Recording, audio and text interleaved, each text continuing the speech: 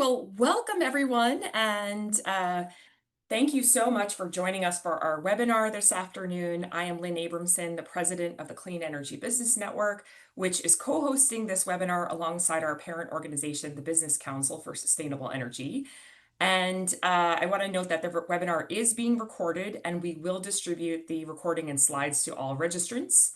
You can ask questions at any time via the chat, and we will go over them midway through the event and then at the end.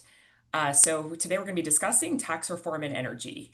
So for the agenda, first we're going to start with some high-level introductions, both to our organizations as well as an overview of the House tax package. Then we will be joined by Zach Butterworth from Lillette Advisors, who's one of our guest speakers who will go into each of the provisions in the House bill in more depth.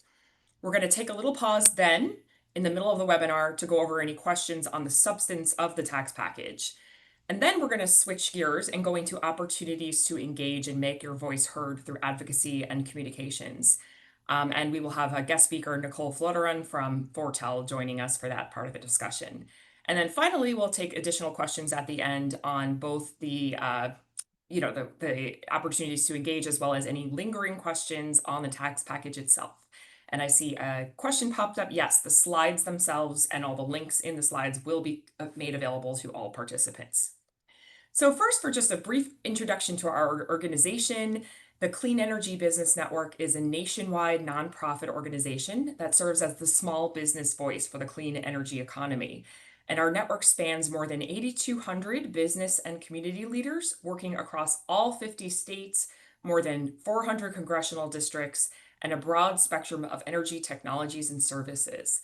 I'm going to turn it over to Lisa Jacobson, the president of our parent organization, BCSE, to give a quick introduction of their organization. Thanks so much, Lynn. It's really a pleasure to be with you and partner with Clean Energy Business Network. The Business Council for Sustainable Energy is a broad-based energy trade association. We're all focused on realizing a competitive clean energy economy, and to us, that is enabled by deployment, investment, and job creation throughout our country and around the world in energy efficiency, clean energy, and decarbonization solutions. Our members span companies and trade associations. Many of them are very active in all the work you're going to hear about today, and we really hope that all of you will find a way to participate at this critical moment. The council's work spans policy, education, and advocacy. There's a lot of business exchange, and Clean Energy Business Network is, kind of an excellent resource for business services, as well as the kind of information you're getting today on policy action and education. So I, again, commend CEBN's leadership. I thank the speakers for being involved today, and we look forward to your questions. Thank you.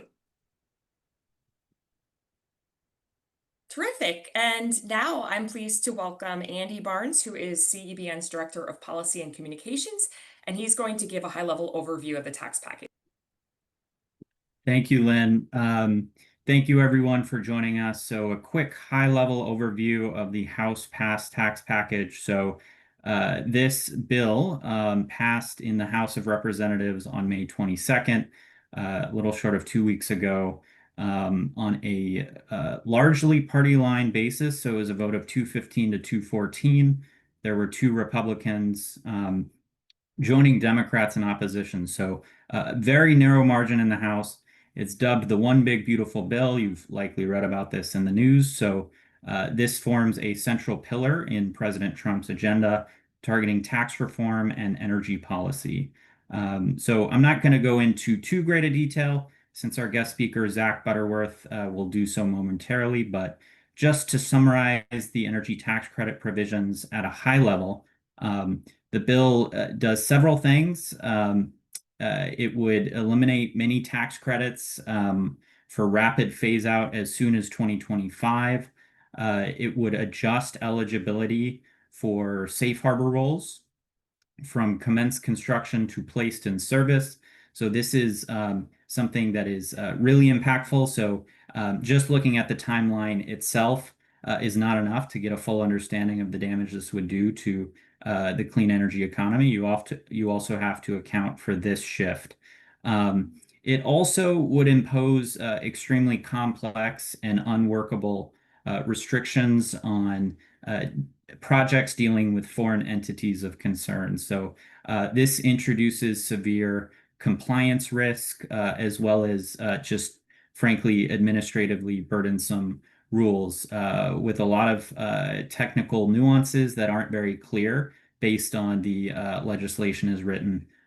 It also would curtail transferability for carbon capture, clean fuels, and advanced manufacturing. So this is section 45Q, Z, and X. So this is something that is harmful as well. The last bullet here is the lone bright spot that we're seeing in terms of providing tax relief to R&D firms across the country, not just in clean tech, but in all sectors. So it would restore immediate expensing of the Section 174 R&D tax deduction for 5 years starting in 2025 through the end of 2029. So this provision lapsed in 2022 due to changes previously made in the Tax Cuts and Jobs Act of 2017. So there is a gap there of 2022 to 2024 where companies would not see tax relief that we are trying to push for in the Senate version as well. So that is a snapshot at a high level of what this bill does in terms of the tax credits for clean energy. Um, I'm pleased now to welcome our first guest speaker, Zach Butterworth, who serves as partner at Lillette Advisors. Zach's extensive experience includes former roles as Director of Private Sector Engagement at the White House under the Biden administration, positions in the Senate and House, and various roles with the City of New Orleans. So he will provide a detailed overview of the House tax package, what to expect in the Senate, as well as political strategy. So over to you, Zach. Thanks so much, Andy, and Lynn for hosting us.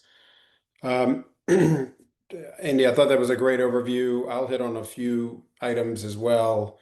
But just quickly, about 2 years ago, our firm began coordinating and organizing large businesses around the energy tax credits. We saw that so many companies were building and taking advantage of the tax credits, but there was very little space for companies to engage with Republicans, and that would be important with the Tax Cut and Jobs Act going away, or portions of it going away. And unfortunately, there was a House and Senate and Republican trifecta that has created even further downward pressure on the energy tax credit. So we've been, I know you all have been in this fight, and so have we, really laser focused on these tax credits for a couple of years now.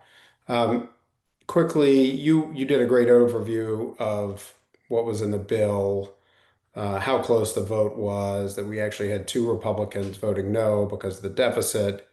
Um, I just want to touch on a few of the provisions again, because I think it can't be stated enough how damaging this House bill is to what we all want to accomplish. So um, I think we know the bill repeals tax credits for EVs, hybrids, even charging infrastructure, clean hydrogen, which was thought to be relatively popular, and home efficiency upgrades, all starting either at the end of 25 or 26. This is going to raise energy costs for families, for businesses, and really weaken the resilience of our energy infrastructure.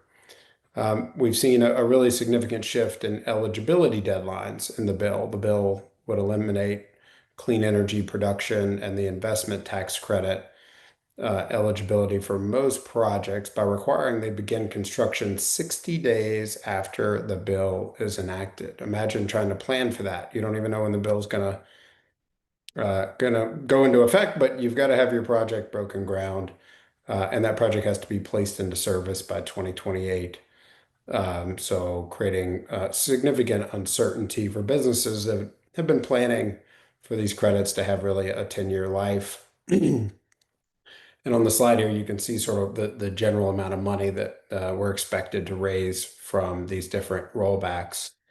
Um, The fourth major provision where we want to highlight is the limitations on transferability. Transferability is the opportunity for a developer or an owner to trade those credits to other firms, and specifically the bill after 2027 repeals transferability for 45X, which is the Advanced Manufacturing Production Credit, as well as 45Z, the Clean Fuels Credit.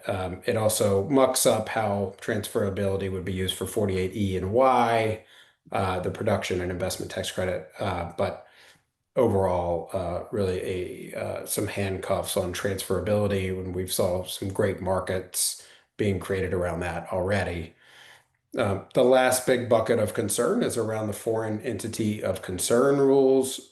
The bill creates really a complex set of new restrictions around who owns different parts of companies, who makes different components that go into energy projects, who's paying for those projects, and a new definition of something called material assistance received from foreign adversaries that would go into effect at the beginning of 2026. And so, as drafted, these rules are really practically challenging for firms and would also require extensive guidance to come out of the Treasury and IRS, which for those that have worked through the EV credits, know how complicated looking up and down these supply chains is. And so, while we see the positive uh, backdrop to the FIAC rules as written, they're very concerning. The good news is for FIAC, the foreign entity of concern provisions, there are coordinated efforts afoot, and if anyone would like to get involved in that, we're happy to get them connected with specific talking points there. So, so now the bill is in the Senate. There's lots of talk over there, and there's really a renewed effort also to get this to the president's desk by the July 4th holiday. But the good news is you see here quotes by very conservative members that are speaking up about the energy tax credits and how key they are to their state's economic future. With Senator Tillis speaking up, Senator Curtis had a great editorial op-ed overnight or yesterday in a Western newspaper that powerfully made the case that businesses deserve certainty. We know that Senator Curtis is working on getting the timeline for these credits extended, the construction timeline. Even Senator Daines has spoken up, Senator Husted, as well as others that really want and understand how important this is. As we look across the Senate, there's other members that we're tracking closely. And so to the extent you have any type of footprint in those states, it's really, really key to be reaching out. But in Louisiana, Senator Cassidy has expressed concerns over many of these provisions, and he wants a more reasonable rollback. Senator Hoeven in North Dakota has been for maintaining some of the clean energy incentives. Senator Capito in West Virginia, there's significant support going there. And then we don't have him on the slide, but Jerry Moran, senator from Kansas, has emerged as a center of work around the foreign entity of concern provisions. And so it's great to see all of that work. And at least 7 senators that we know have been really active in this space. Besides the 7 plus senators that we've identified, there's at least 2 Republicans that have stated their opposition. They've been in the news a lot, Senator Paul and Senator Johnson from Wisconsin. But all of this creates a delicate balance in the Senate and really reduces their margin for defections. So while the House version represents really the most damaging version of hopefully what we're likely to see, whatever the Senate makes will need to also pass through the House as well. And with a Republican Congress that didn't vote for the Inflation Reduction Act, we know that the tax credits are still going to be really at risk. And so right now we're in a sprint to turning the investments you all have made into real durable political capital. The good news is that the clean energy industry has been in really tough fights before. So if you were considering coming to DC or getting engaged, really now is the time. We're in the fourth quarter and really making sure that you are explaining clearly to your members of Congress and senators that this is really the moment to do it. And so in the coming days and weeks, there's a lot of fly-ins planned. Executives, in-state workers are coming to town, school leaders.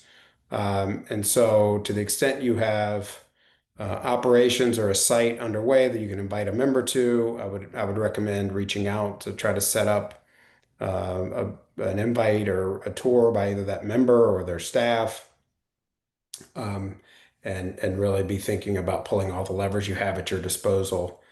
Um, so the next slide here describes really the timeline a little more in detail for those that are Senate and House budget nerds and really want to look through this.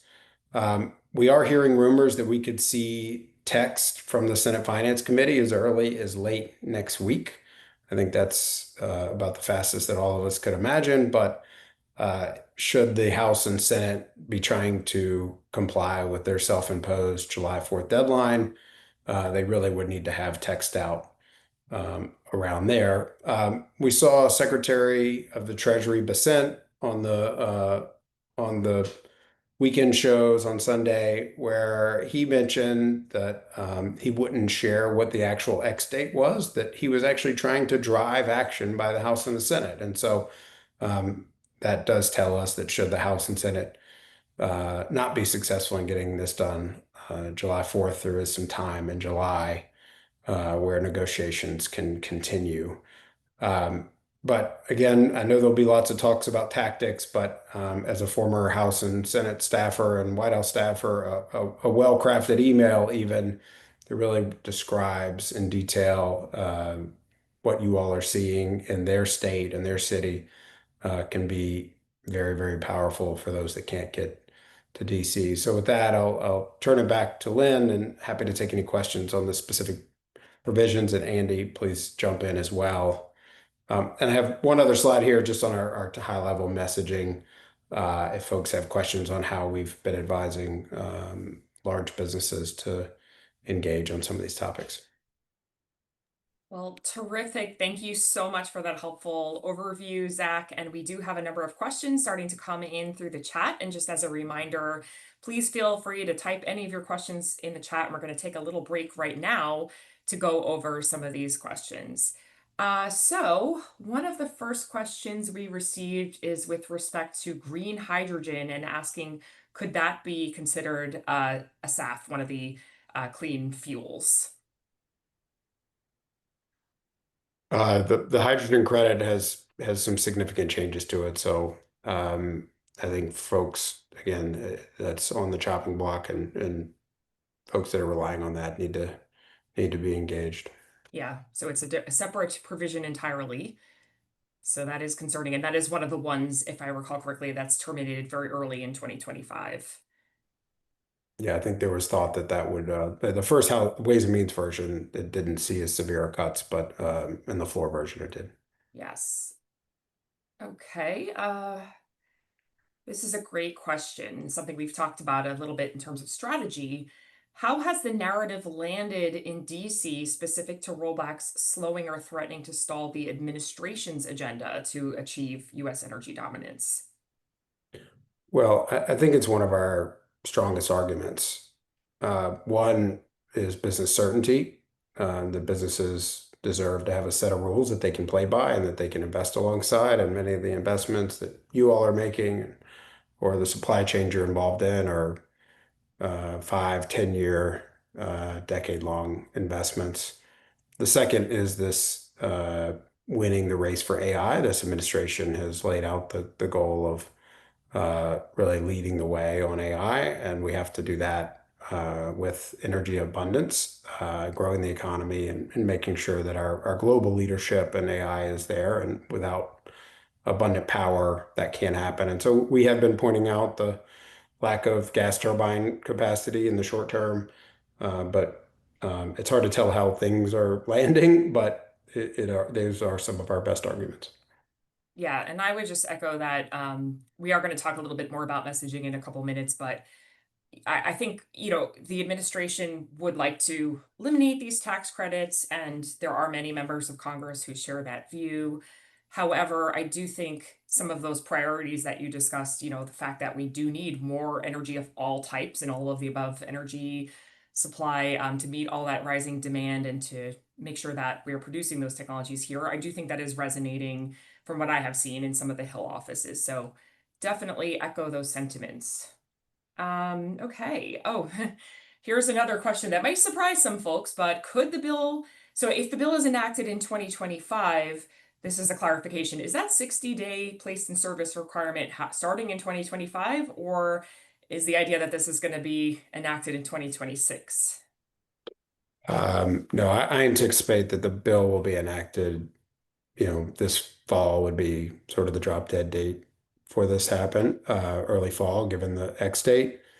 There's a lot of scenarios we could go into about how this phase of the negotiations could fall apart, and there could be different iterations. But no, I think the intent is 60 days from some date that's this year. Yeah. And I would even say, I mean, the goal right now in Congress is to enact this, or at least have this on the president's desk by July 4th. I know there's a lot of questions about if that's going to be like actually realistic, but that is the goal, and that's what the Senate is working towards right now. So it is theoretically possible that just 60 days from the start of July that those credits could be terminated. So that is very aggressive. But as Zach said, there is a possibility this will linger into the fall. And really quickly, Lynn, on the X date, Zach, could you elaborate exactly what that means for folks that might not be familiar with that term? Oh, yes. Yeah, so both the House and the Senate versions of this bill have included raises to the debt ceiling.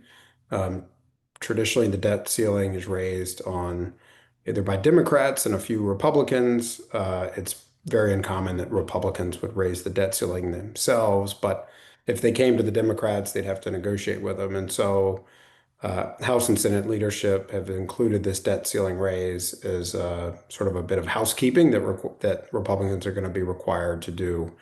It creates an actual deadline because the actual deadline to get all this done is really the end of this year when these tax credits will expire. So Secretary Bessent at Treasury is the one that is sort of the official estimator of that. He has estimated it at mid-August, but he doesn't want to get close to that because you would see uh, some volatility in bond sales should we get close to that deadline. So that's sort of a ticking a ticker in the back that's giving Republicans a reason to hurry up this summer and knock this out. I am going to skip ahead on some of the questions that are more geared towards the policy advocacy, so we'll cover those a little bit later. And I'm going to focus right now on a few more of the substantive questions regarding the package. One I wanted to cover is if you could help clarify, so the current commence construction or start construction threshold, how is that currently defined? And how would that be altered if we switch to a placed in service threshold? Yeah, the right now the bill has begin construction within 60 days of enactment. Um, there's been past versions of IRS guidance for how this could work, but it can be seen as starting actual physical work or incurring certain percentage of project costs. But I think folks should check in with their tax attorneys or accountants on that if they have really specific questions or are close on that. But we can get you the statutory text if you have a question. I I just want to expand on that, Zach, because I feel like this is a very important point. My understanding is this has been policy for nearly 15 years, that folks can lock in the value of the credit for that first year of when a project commences construction, either as you noted through beginning work of a significant nature, putting steel in the ground or moving dirt, or putting, I believe it's 5% of the total project cost up towards that project. and then you have 4 years to have that project placed in service. And if you qualify for those guidelines, then you can lock in that credit for the first year of commenced construction. And I will note also this question of whether or not we do use that start construction or place in service deadline is a really critical decision, because in the original House Ways and Means version of this package, they did change a lot of the credits to placed in service. In the final House pass version, they did, change a lot of that to start construction, but then they made the deadlines so aggressive that it's not realistic that you could actually utilize them. So just want to clarify for folks that that is an issue that is still in play. I believe they did relax some of the rules on that regarding nuclear and geothermal. Yes. But yeah, you're right, Lynn, that they really ramped up the commenced construction and placed in service language. So for the tech neutral, it's both. You have to have construction begin within 60 days and have it placed in service, I believe, by the end of 2028. So we have a question about, is elective pay for nonprofits eliminated as well under the House plan? So I know we've got a couple of things. We've got the direct pay for the nonprofits, and then we've got this other provision called transferability. And can we just kind of review which of the credits are touched by each of those issues? Yeah, sure. So direct pay technically is not amended. However, because the 60-day window applies, it is effectively eliminated in most respects unless someone can comply with that. I should have started with what direct pay is, but it allows nonprofits or school boards that are taking advantage of the credits to actually receive direct compensation from the IRS rather than have to resell some type of credit or participate in a tax equity sale. And then, Lynn, you brought up transferability again. Similarly, the bill rescinds the ability to transfer the credits unless you're within that 60-day window. And so this would really impact planned financing structures, really for developers that are relying on selling these credits. Theoretically, folks could continue to sell the credits through a tax equity financing structure, which costs more money. But again, you have this 60-day window that's very problematic. And one thing we should probably clarify is which credits they did eliminate transferability for versus which ones they did not, because they are treated differently. I don't know, Andy, if you want to get into that a Yeah, little bit. go ahead, Andy. I have this in my notes here, but Yeah, so I believe advanced manufacturing, you can no longer leverage transferability after December 31st, 2027. For geothermal heat pumps and carbon capture, transferability sunsets 2 years after the date of enactment. Yeah, and yeah, it's current, and in the original House Ways and Means, I think they eliminated it for more of the credits, but then they restored it in the final package. But again, you can make these credits as flexible as possible, but if they end right away, then they're kind of Right. useless. Yeah, so technically transferability still exists for the tech Right. neutral tax credits out through 2028. But as Zach noted, it's kind of meaningless if you're not able to leverage the tax credit itself.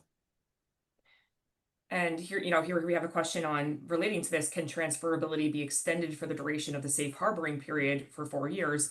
Not if we get rid of the safe harboring period. So if you have to commence construction within 60 days of enactment of the bill, effectively, it becomes useless. And Lynn, that raises another point on some of the tax credits that have a multi-year stream, if you will, like the production tax credits, that go out 10 years. Those future years would be impacted. So you wouldn't be able to take those credits in future years, given the sunsets. Yeah, thank you for clarifying that. And maybe we should also caveat that we are not tax lawyers, we are not tax attorneys. We only play one on TV, as Lynn likes to note. So please do seek out tax counsel for any of these questions. Yes. And I am skipping around because I'm trying just to make sure that folks know I'm not skipping your question. I'm kind of thematically grouping some of these. So not related to the tax package, but another, okay, so I'm pretty, pretty confident we'll talk about this a little bit in the energy and commerce title. So another provision of the Inflation Reduction Act was state-run home energy appliance rebates and home efficiency rebates.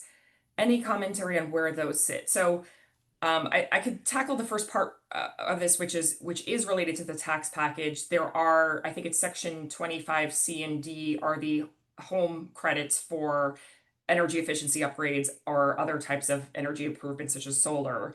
And those are grouped in that category that would be rapidly eliminated within 2025. I am not sure of the answer to this. I don't know if Zach or Andy, if you've looked at this. I don't believe so, but is there any discussion on the state rebates in the energy and commerce title of the bill? So I'm not positive on that. I think there has been action on this even before this legislation. So I think the question is referring to the homes rebates. Mhm. And my understanding is that some of the implementation of that program has been frozen. There have been a lot of issues raised with some of these programs that have already been allocated by Congress, obligated, but the Trump administration is freezing implementation of them. So I think some states may continue to roll out those rebates, but other states may be freezing it. So it may be a case by case basis.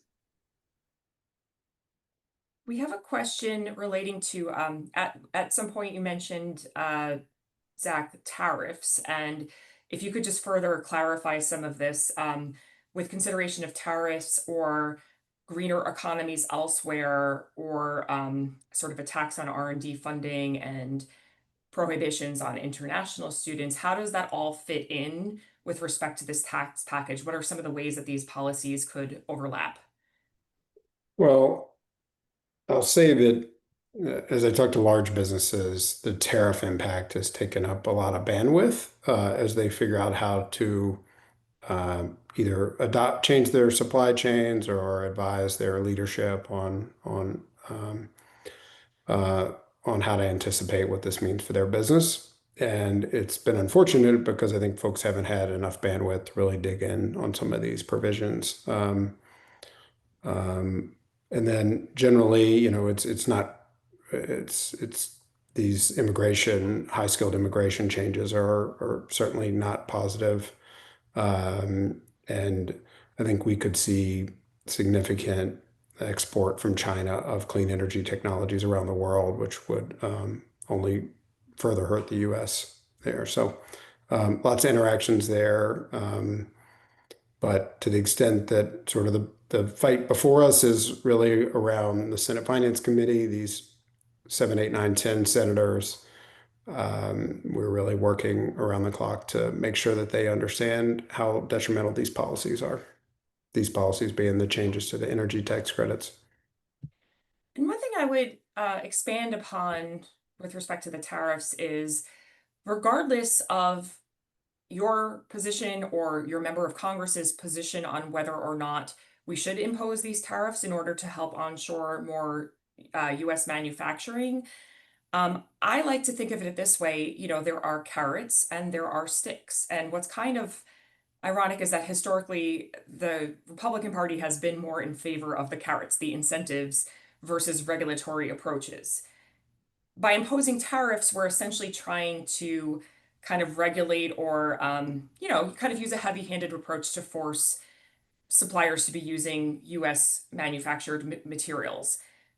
I think that it's very important that if whether or not we're using these tariffs, we need to actually invest in that onshoring of US manufacturing. And these tax credits help do that, both through the advanced manufacturing credit as well as creating these market-based signals and opportunities for us to create these energy sources here at home. And so that is something, I don't know if I'm curious to get your take, Zach, if that resonates at all, but I just think logically, you can't just expect these manufacturing plants to appear in the US without making some intentional investments. Yeah, look, it's a great argument. And again, I think when we make it, we start with, right now, businesses are building factories, hiring workers, reshoring supply chains. The tax credits are driving this growth, and businesses deserve the certainty, continue to make these investments alongside this. And then, look, we also credit President Trump's leadership. We say that America is experiencing growth and opportunity, and we have to preserve that and make the case for energy abundance. So, um, aside from your beliefs, I think we are all into making the right argument that will actually make an impact in the Senate. So we're happy to share our talkers. Len, I'm sure yours are very similar to ours, but would encourage folks uh, to really follow those closely. Yeah, and I think to your point, it's just there are different I think many of us in this country and many policymakers share common goals. There are certain things we want to see happen here in the United States, and there are different policy signals to achieve those goals. So my point was just kind of comparing some of those signals. And I recognize I did jump ahead into the messaging part, which I said I was going to save, but it kind of came up with respect. So I'm going to take just a couple of more of these substantive questions on the package itself, and then we are going to switch gears into some of the messaging and advocacy. Now we have a bunch of questions relating to potential changes we can anticipate in the Senate and which provisions are most likely to be altered.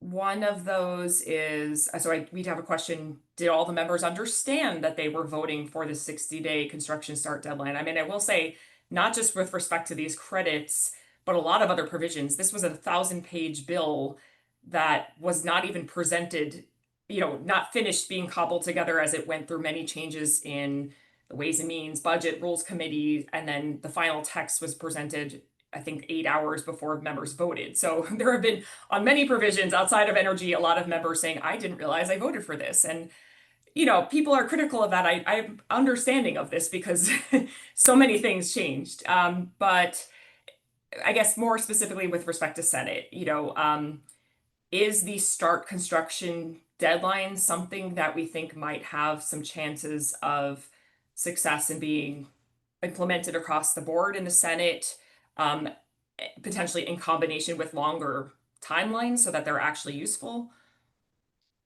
Well, while we've all been talking, Senator Tillis gave a quote to a reporter walking around and said every one of them is going to have some sort of an extension compared to the House bill. And so I think we're seeing hopeful signals there, but that just means that we have to speak up, that now's the time to make sure those senators understand how important that is because you have 5, 6, 7, 8 senators fighting against folks that are not all necessarily against us, but that aren't prioritizing this. Yeah. So that is encouraging to hear, and that will bring us shortly to our messaging section. And I think, I would just add, I think we have to be realistic that we're likely going to see the deadlines rolled back to some extent. We're probably not going to see the current IRA deadlines survive. Um, I think if we had sort of the House Ways and Means package, which had a slower rollout or phase down combined with restoring start construction, it would be a better scenario, and at least give the industry a few years of runway to prepare and be less disruptive to some of these projects that are already underway in planning. So with that, I have seen we have a number of other questions have come in, some with respect to the messaging. So we're going to cover that. And if you do have additional questions on the package, we can cover those at the end. But I'm going to now pivot into the next section of our discussion, which is on opportunities to engage. So I want to flag first a few resources that CEBN is making available, and then we're going to talk to Nicole Flatteron about some of the strategies on communications in a little bit more depth. But first, I want to highlight that CEBN has pulled together a tax package resource center, which provides a very succinct and easily digestible summary of the changes to the tax credits in the legislation. And we also have a very brief paragraph on some of the other non-tax related energy provisions. And we are updating this in real time. So as new information becomes available, for example, when the Senate does release its package, or we have further intel on timing, we will make updates to that blog post. So please keep an eye out for that, and we'll continue to flag that via email to everyone in our network. We also have, I did see a number of questions relating to how can we engage if we are not in the X Republican state or X Republican district. If essentially we only have Democratic members of Congress that aren't really empowered to influence the decision. So I wanted to just flag, we have this action alert, email your members of Congress. And again, we'll be sharing these slides and all of these links. And I would say write to your members regardless of who they are. Whether your member is a Democrat who supports these provisions or a Republican who supports these provisions, arming them with more data, more talking points about how these credits are impacting their constituents is helpful. And so, it gives them something to work with. You can take this action alert and you can customize this according to your specific tax priorities, or, add some details about how this is impacting your business. Or if you don't have time, with just 2 clicks, you can send the default sort of generic message. We are also going to be circulating a number of sign-on letters. So I want to say thank you to all of the people on this call who have signed on to our previous group sign-on letters, including one that we sent in April with more than 272 businesses and trades represented on it. But there are a number of state-specific sign-on letters that are currently circulating, and we will be sharing those. And these are sort of targeting some of those Republicans that Zach mentioned earlier that have expressed some level of support for the tax credits. And we want to really reinforce that support because every vote is going to count on this tax package. So, and remember, there are a lot of other provisions in these tax packages besides the energy provisions. And so some members are trying to weigh, okay, do I vote for the state and local tax deduction, if that's in here, but means giving up some of these energy credits. They have a lot of different competing priorities. So the more noise we can make about the energy credits, the better. We have also pulled together previously some template messages to help folks in really critical states and districts weigh in. So a number of you heard from us if you were located in one of the House tax credit defenders districts saying, hey, here's how you can get in touch directly with staff, not just kind of the inbox for this office, and talk about what's a priority for you. We will try to assist folks in some of these key state Senate offices with this as well. So if you are in one of those key, Republican states and want help with us, reach out to us. And finally, well, a couple of actually, not finally, I think everyone in our network should have heard about this by now, but one last pitch for this. We are hosting a fly-in to Washington, D.C. next Wednesday, June 11th. And I've flagged a number of our target states that have either some of those Republican tax credit defenders or people who are influential because they sit on certain committees. We have added to this a little bit, but essentially, if you're interested, you can look at this link as we share it and see if you're interested in signing up to participate. And then finally, we'll talk a little bit more about this with Nicole in a moment, but we encourage you to share your story with the media. And especially for small businesses, it's really not common that the media is hearing from you. And we can assist, and some of our partners, Nicole will talk about this. We're working with a number of different organizations that are helping small businesses write op-eds or letters to the editor, or even get media interviews with major publications. And it's most important in many ways that we get those media placements in the states so that we can help show to the constituents in those states as well as the policymakers that these issues are important. But there are some national opportunities as well. So when we circulate these slides, you'll see if you click this link, it'll just send an email to our staff expressing interest in weighing in. So those are a few things, a lot going on, and essentially we just got to keep this drumbeat up as the package is moving very aggressively. And with that, I am pleased to, if you could advance the next slide, Andy, I'm pleased to introduce our next guest speaker, Nicole Flatteron from the co-founder and managing partner of Fortel, which is a strategic advisory and brand management firm. And she's going to give a little bit more of an oversight on how to communicate the impacts of the legislation. Just a little background on Nicole. Before launching Fortel, she held previous positions at Shopify and global consultancy firms Actum and Mercury, where she provided a broad range of communications, digital strategy, crisis management, and public affairs advisory services. And her clients have ranged all the way from startups to publicly traded companies. So Nicole, over to you. Amazing. Thank you for having me, Lynn, and for the introduction, and great to be here with you all. If I can can I control the slide? No? Can I ask you that you just advance one forward? Amazing. Well, as Lynn mentioned, I'm Nicole. I'm here from Fortel, and I have had the pleasure of working with many of the folks on this call to build a campaign that's really designed to reach President Trump and his inner circle, to advocate for the tax credits. And so we're doing this work under the umbrella of a new organization called Built for America. You can see the branding there on the screen. And the organization is really rooted in jobs, growth, and American strength. And it's designed to show that clean energy tax credits are really aligned with the president's priorities, like putting America first. Things like building in America, again, creating good jobs, creating a strong and thriving middle class, and helping America beat China through energy dominance. As you all know, there are a lot of competing forces at play here. And so we really, and Lynn underscored this, and I will underscore it again, we need as many voices as possible to help amplify the message of this campaign and advocate on behalf of these credits. And so to that end, I'm going to walk us through a couple of different ways that we can do that. If you could go to, thank you, next slide. So big picture, we are hoping to mobilize whether you're an individual speaking on your own behalf as CEO or an employee of a company, as well as the organizations from their own brand channels to talk about what the credits mean for your companies, for your communities, and what the real world consequences will be of repealing them with a clear and direct message. The message is about these credits being America first. Again, it's about jobs, it's about manufacturing, it's about economic growth and beating China in the race for AI and technological dominance.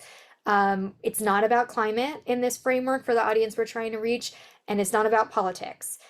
So what would be the most helpful is authentic communication across your personal channels, whether that's you have social media, maybe you're on Instagram or LinkedIn or X, or Truth Social perhaps, or your company channel, your company brand channels as well.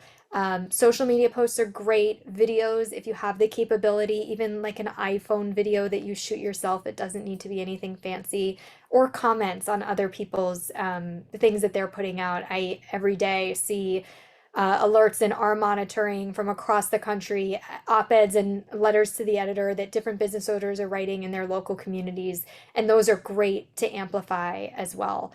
And finally, well, actually, one more thing on that. I think in terms of the communications itself, being authentic is always the best. Being able to talk about how these policies are delivering real benefits for you and where you live and work and your community and your family is going to be what cuts through the most. And if you're into more visibility, as Lynn said, and I will underscore this point again as well, let CEBN know or reach out to me or someone else on this call, and we will work with you to help you pitch to the media or take advantage of other opportunities, whether that's writing and placing an op-ed, getting a quote in a news story, interviewing with a reporter or a local TV appearance or radio appearance or something like that. You can go to the next slide. Thank you. So how to do it? Tried to make some easy, actionable next steps here. One, video, as I already mentioned, record a 30 to 60-second video. Just using your iPhone again is perfect if you're someone who has an employee or a family member that has a fancier setup and you want to do something more produced, that's fine too, but don't feel like you have to have some fancy capability to be able to do this. Focus on why the credits matter to you, what's at stake for your job, your business, and your employees, and then share that via whatever channels you have available to you. On social media and other platforms, again, LinkedIn, Facebook, and Twitter are great. Instagram also, if you're on those platforms. Personal story, sharing an article from someone else in your community or from an adjacent community that you think works. Tagging people, so you can tag your own elected officials, you can tag members of the Trump administration, you can tag reporters. Bringing other people into the conversation through tags will help to elevate it in front of their channels. And then if you're comfortable, as I said, doing something a little bit more, we can be doing those op-eds or letters to the editor. I also really like the reshares. There's a lot of really good media coverage we've seen in the last couple of days coming out. So taking some of those larger national pieces, if you see them and sharing them on your own with your own thoughts or resharing someone else's thoughts, anything that's going to get the message in front of as many people as possible. We also have created a one-pager cheat sheet that sort of summarizes all of this, including some of the prompts that you see here on the screen to help you frame the story. And so we'll send that around. You can share that out with your teams as well. It might just be helpful for those who are not on the call to have something to reference in terms of how they can help amplify this story. Next slide, thank you. So this slide just gives you a couple of examples of what kind of storytelling we're aiming for and what this could look like in real life. On the left, this is a LinkedIn post that's, clear, professional, ties it back to issues like manufacturing, technology, and American energy independence. These are the types of messages that we're working to promote. On the right, this is a local op-ed that was in the Detroit News. This was someone who's directly impacted by energy investments, and it makes the issue localized, which is really important, very personal and very urgent. And so if that appeals to you, that's something else I think that would be really, really helpful. And we're starting to see in the last week or so a big increase in folks from states and cities and towns all over the country who are doing this. Next slide. And finally, just to wrap it up, I'll leave you with this. Everybody on the call, and Lynn said this before too, and I think it's true. Every vote counts, every voice counts here. Everyone has a microphone of some kind. You have friends in your community. Maybe you're involved in community organizations. There are a lot of different places that you can go and share your thoughts and your voice on this. And your credibility and your experience and your community roots are what's going to make your story incredibly powerful. We have a messaging framework to make sure that we're all singing from the same song sheet in terms of reaching our target audiences at Built for America, and we are absolutely here to be helpful if it's possible. If there's any need, please feel free. I think our contact information is in here somewhere, else I'm happy to give it out. And if you need anything, we are happy to connect and help you think through any more of this. We'll send that one page around as well, as I mentioned, with some sample prompts and sample posts so you can see that. And other than that, thanks everyone for the quick time. And I hope this was helpful as we all work to help create the impact to save the credits. Well, thank you so much, Nicole, for sharing all of that. And here is our email information. Again, we can help be a conduit, to Nicole, other partners who are making some of these comms opportunities available. So just to talk through some of the questions in the chat quickly, and also to kind of follow on some of the things Nicole mentioned, in terms of if you do want to post to social media, feel free to tag or email the post to CEBN, and we can help you amplify that in front of other audiences. For the reshares, it's also a lot of the senators themselves are writing op-eds. There was one by Curtis. Zach just mentioned the quote by Tillis. Those are things you can echo and show local support. So just to talk quickly through some of the questions, we had some questions relating to if you are in a state that has been kind of in opposition to these credits, maybe there's a heavy fossil fuel industry, how can you best convey your messages and the benefits of your technology?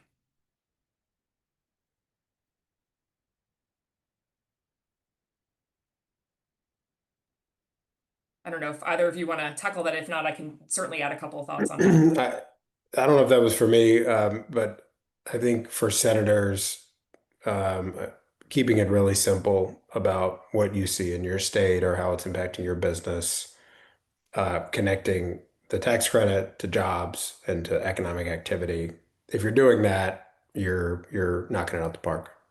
Yeah, Yeah. I would also just add that if you're in a state that is not a targeted state on this, that doesn't mean that your content, especially on social, cannot rise to the places that it needs and be seen by people in other places, right? And there's certainly where Built for America is focused is very much on the admin, and so there are ways that your work in your state, although maybe not a targeted state, can also be helpful on that front. So I would say keep going even if you're not in one of these high profile states. Yeah. And to that point, I mean, I think it's really about exposure. There's been a lot of studies showing that if people drive around their neighborhood and see solar panels, they're more interested in pursuing solar, right? And so just I feel like talking to your neighbors, your friends, talking about the industry you're in helps to build support for this industry and normalize it.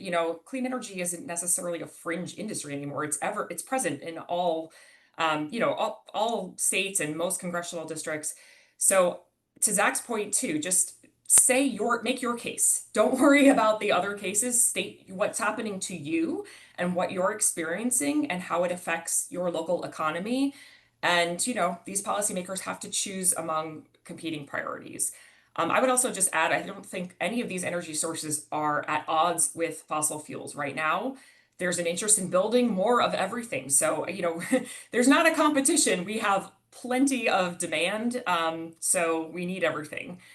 Um, there's a couple of comments relating to how kind of these tax credits are similar to some of the subsidies other countries are offering and making that sort of international competitiveness case. We talked a lot about that. Yes, I would just say in different forms, other countries are investing in energy technologies. So certainly we want to do the same. Couple of other one final question perhaps because I know we're almost out of time.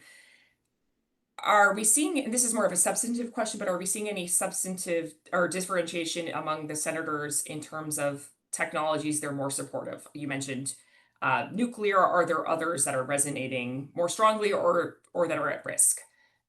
Yeah, absolutely. Every senator has a priority list of what they think is best. Do they believe hydrogen could be a great opportunity? They may think geothermal in their state has something.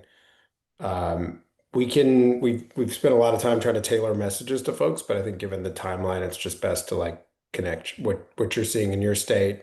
If there's a geothermal site, definitely talk about it. But if there's also hydrogen or sustainable aviation fuel, I think all of the above at this point. Yeah. And I would just say, I think the best message is the most authentic message. We have seen businesses, of course, there are talking points. We are happy to share those, just kind of giving you a sense of the types of things that resonate, as Zach mentioned. But the best message is telling your story and just saying, this is what I do. This is how it helps our local economy. These are the benefits that my clients are seeing. This is what is going to happen if the current market landscape changes due to the changes in the tax code. And, that heartfelt message resonates. And I will say, especially coming from smaller businesses, it's harder to have that corporate handout narrative when you have a small business employing a couple dozen people in your district coming in and saying, this is going to hurt jobs. Well, with that, I want to say thank you so much to our speakers, to Zach and Nicole for joining us today. Thank you to the CEBN and BCSC staffs just for all of your hard work pulling all these resources together. And thank you to everyone who has joined the call today.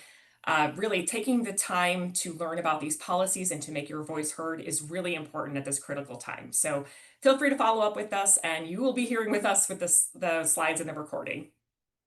Thanks, everyone. Thank you, Lynn. Thank you.